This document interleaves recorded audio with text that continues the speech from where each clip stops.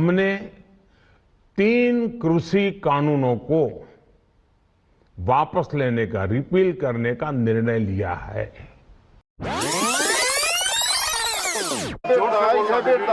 The bill is passed.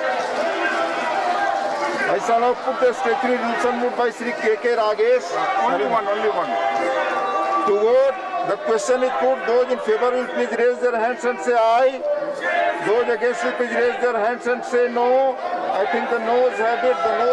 The statutory resolution is negative.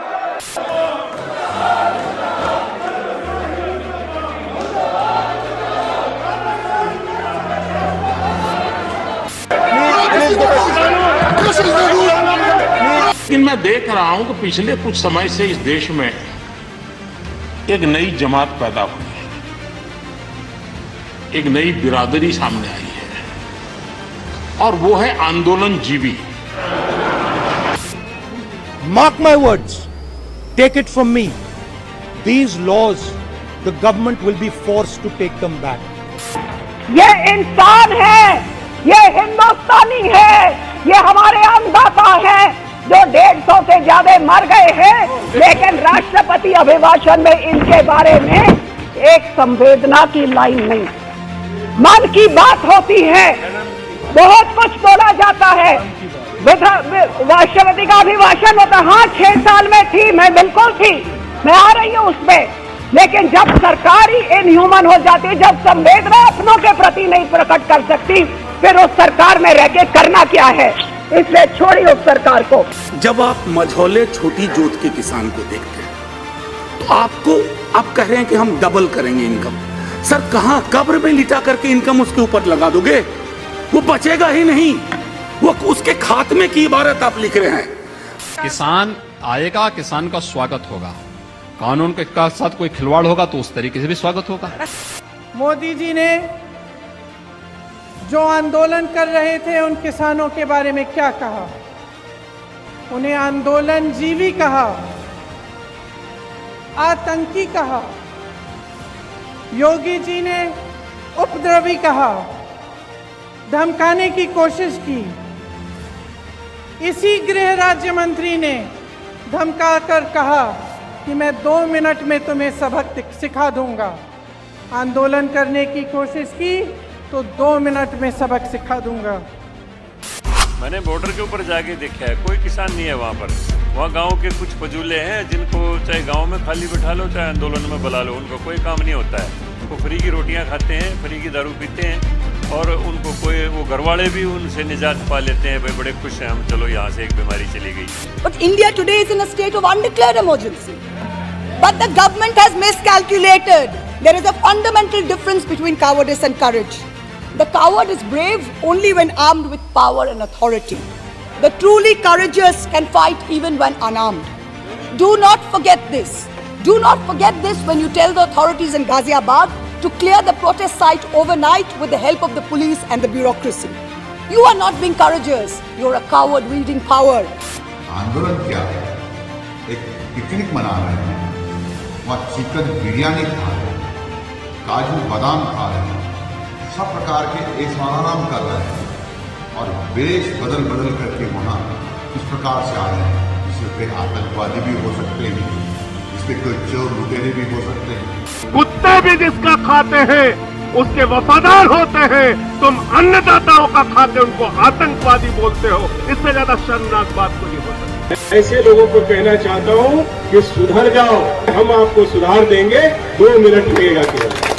कि किसी की भी जान ले सकती है सरकार, और ये पूरी तरीके से भारतीय जनता पार्टी की सरकार असफल हुई है। यूनियन से भी 2 महीने तक यही पूछता रहा कि कानून में काला क्या है, एक मुझे बताओ तो मैं उसको ठीक करने की कोशिश करूं। लेकिन मुझे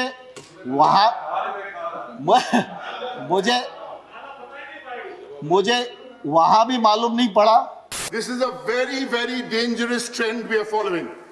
And I'm going to tell you, when I get a chance to intervene, as to why we want this bill to go to a select committee.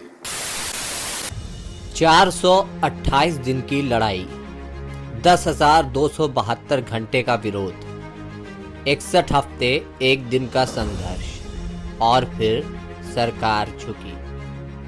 1 साल तक चले 3 कृषि कानून बिलों के विरोध के बाद आखिर मोदी सरकार को झुकना पड़ा और बिना किसी शर्त के ये तीनों कानून वापस ले लिए गए। ये घटना अपने आप में काफी ऐतिहासिक है, क्योंकि जिस कृषि कानून का विरोध कर रहे किसानों को दबाने के लिए हर मुमकिन कोशिश की गई, लाठीचार्ज हुआ, सड़क पर कीलें लगाई गईं, गड्ढे खोदे गए, इंटरनेट बैन किया गया, आतंकवादी और खालिस्तानी बताया गया, उन्हीं किसानों से अंत में प्रधानमंत्री नरेंद्र मोदी ने माफी मांगते हुए इसे वापस ले लिया। हमने 3 कृषि कानूनों को वापस लेने का, रिपील करने का निर्णय लिया है। किसान आंदोलन की शुरुआत क्यों हुई और कैसे हुई, ये तो हमें पता है, लेकिन इस सफर के कुछ अहम पहलू हैं जिन्हें जानना बेहद जरूरी है। जब 2 महीने तक प्रदर्शन करने के बाद किसानों को ये एहसास हो गया कि दिल्ली में बैठी सरकार तक उनकी आवाज नहीं पहुंच रही है, तो किसानों ने दिल्ली की तरफ कूच कर दिया। सरकार को ये बात नागवार गुजरी और फिर जो हुआ वो तस्वीरें आपके सामने। सिहत बैरिगेटिंग करके, गड्ढा खोद के और कीले बिछाकर किसानों को आने से रोका गया, लेकिन तपती धूप में तवे जैसी धरती पर हल जोतने वाले किसानों ने इससे भी लड़ा रखी।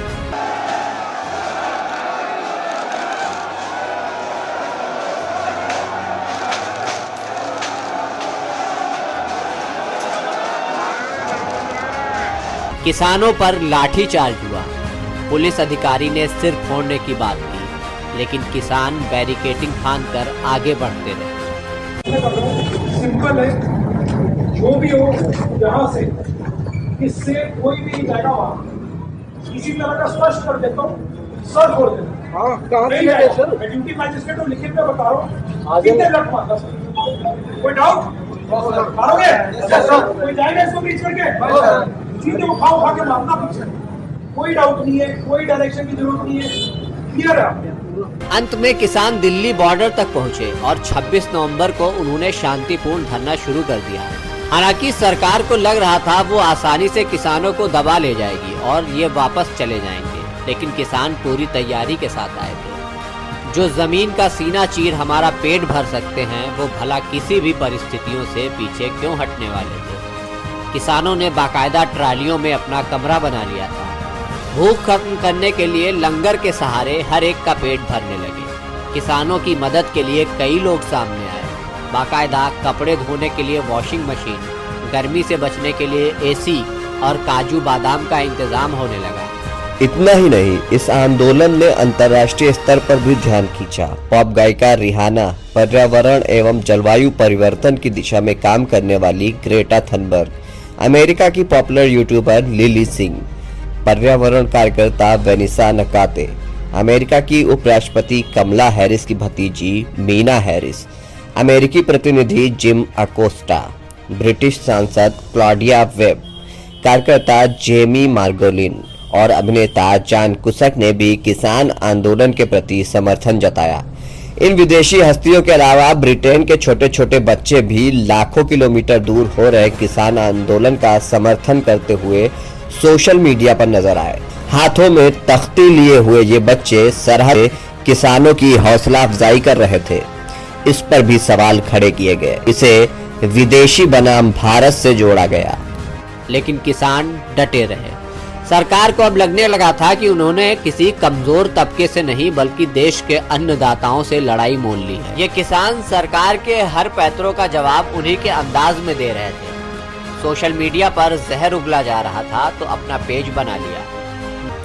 खैर, पहली बार ऐसा लगा जैसे किसानों का आंदोलन खत्म होने लगा, लोगों का समर्थन कम होता दिखा। फिर एक किसान के आंसू ने क्या किया, आप देखिए। धोखाधड़ी, पुलिस प्रशासन, यहाँ के मुख्यमंत्री का मैंने बहुत साथ दिया। यहाँ के मुख्यमंत्री पुलिस का साथ दिया। मैंने पुलिस के लोग यहाँ पर होते हुए देखे। यहाँ पर अत्याचार है, देश के किसानों के साथ अत्याचार हुआ। टिकैत की इस अपील का असर ये हुआ कि जो किसान हटते हुए नजर आ रहे थे, उनमें पहले से और ज्यादा जोश दिखाई देने लगा। जो पुलिस प्रोटेस्ट साइट को हटाने आई थी, वो खाली हाथ लौट गई। अब और अधिक संख्या में लोग दिल्ली बॉर्डर की ओर बढ़ रहे थे। हालांकि अब तक किसानों ने समझ लिया था कि ये सरकार दिल्ली बॉर्डर पर नहीं सुनने वाली। किसानों ने मौजूदा सरकार की दुखती रग को पकड़ा और शुरू हो गए चुनाव में बीजेपी को वोट न देने की अपील करने। किसानों के इस नए दांव ने सरकार को हिला दिया। असर ये हुआ कि गांवों में पोस्टर लगने लगे कि बीजेपी नेताओं का आना मना है। चुनाव पर भी इसका असर दिखने लगा था। तमाम आंदोलन के बीच अब तक का जो सबसे बड़ा ट्विस्ट आया वो थी लखीमपुर की घटना, जिसमें 8 लोगों की मौत हो गई। वीडियो में साफ देखा जा सकता है कि एक गाड़ी हाथ में झंडा लिए शांतिपूर्ण ढंग से आंदोलन कर रहे किसानों को रौंदती हुई निकल रही है। इस घटना का आरोप लगा खीरी से बीजेपी सांसद और केंद्रीय गृह राज्य मंत्री अजय मिश्रा टेनी के बेटे पर, जिसके बाद बीजेपी काफी बैकफुट पर नजर आई। हालांकि तब भी बीजेपी नेता और बीजेपी समर्थक इस कानून का किसी न किसी तर्क से समर्थन करते रहे, लेकिन 19 नवंबर की सुबह 9 बजे पीएम मोदी ने तीनों कानून को वापस ले लिया। अब सवाल उठता है कि 750 लोगों से ज्यादा जान गंवाने वाले किसानों की मौत की जिम्मेदारी किसकी होगी? जेल और मुकदमे झेल रहे किसानों का क्या होगा? क्या सरकार को सिर्फ चुनाव से मतलब है? ये बिल पहले वापस नहीं हो सकता था क्या? जिसने भी किसानों पर आरोप लगाए, भड़काऊ बातें की, क्या वो सब माफी मांगेंगे? क्या मीडिया माफी मांगेगा? क्या मरने वालों को मुआवजा मिलेगा? और सबसे बड़ा सवाल, क्या एमएसपी पर सरकार से बात बनेगी? सवाल बहुत से हैं जिनका जवाब मिलना बाकी है, लेकिन ये भी सच है कि ये किसानों की बहुत बड़ी जीत है और ऐसे आंदोलनों से लोकतंत्र को वो खाद मिलती है जो संविधान की शाखाओं को और फैलाती है। जय जवान, जय किसान।